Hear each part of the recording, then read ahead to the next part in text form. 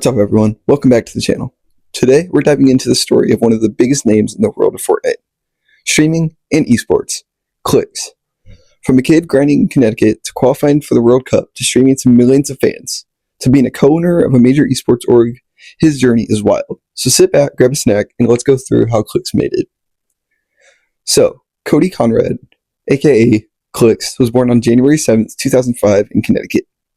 Growing up, he was a kid who loved games.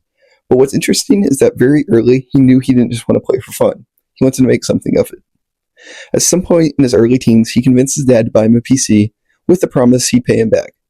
A bold move when you're around 14 or 15 and you're already talking about streaming, pursuing esports as a path. It takes a lot of guts and commitment. Alongside this, he started streaming gameplay on platforms like Twitch and uploading to YouTube. He dropped some of the typical school life focus because he wanted to chase this.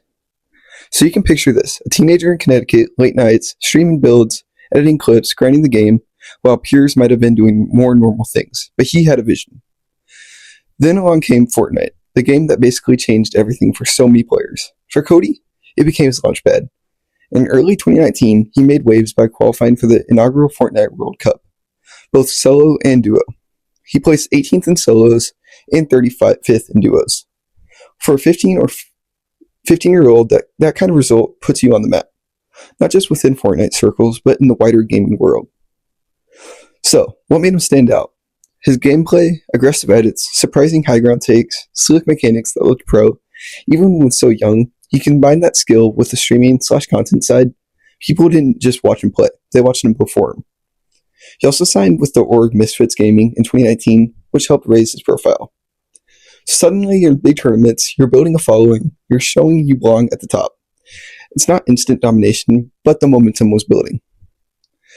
So as Clix's competitive results and presence grew, so did his content brand.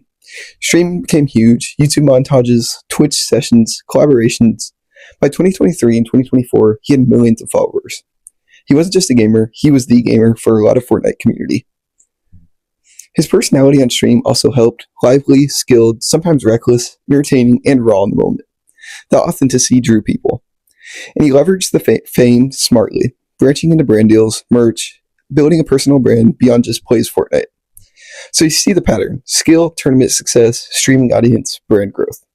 When you try to do that, few succeed to this level. Even before turning 20, he had already made substantial earnings from both esports and content creation. But as with any story, that climb, this is where new challenges begin. Let's talk about the org side of things. In July 2020, Clix sided with the major esports org NRG Esports. This move signaled that he wasn't just a content guy. He was real and competitive esports. With NRG behind him, resources, teammates, brand clout, all aligned. But esports is fast moving, and the identity of a player like Clix isn't only affiliate to an org. Over time, he built the personal brand even beyond the org's label. In October 2023, he became a co-owner of the org exit, a major shift. Going from player brand, co-owner is a big evolution. You're not just showing skills, you're building infrastructure, business, and influence. This kind of move turned a story from top player to a top player with legacy. Someone shaping the scene, not just playing it. And of course, in the background, playing tournaments, streaming constantly, staying relevant. You can't just rest or lean on past success. No success story is without its bumps, and Clix's journey had its share. For example, in 2023, there was a major competitive ban incident in the solo cash cup. He interacted with a suspected stream sniper, accepted loot and materials, and was temporarily banned from competitive play, missing the FNCS that season. That moment sparked a lot of debate in the Fortnite community about roles, stream sniping, and fairness. Also, the pressure of being so young, so much exposure, tournament expectations, stream schedules, content creation, the balancing act is immense. He's also had to navigate the transition from teenage prodigy to adult brand. Staying relevant, avoiding burnout, reinventing while staying true to what made fans like you. And yet, what you'll notice is a consistent theme. Resilience when problems arose. He didn't disappear, he doubled down. He adjusted and he kept building. That's a key part of a long-term story.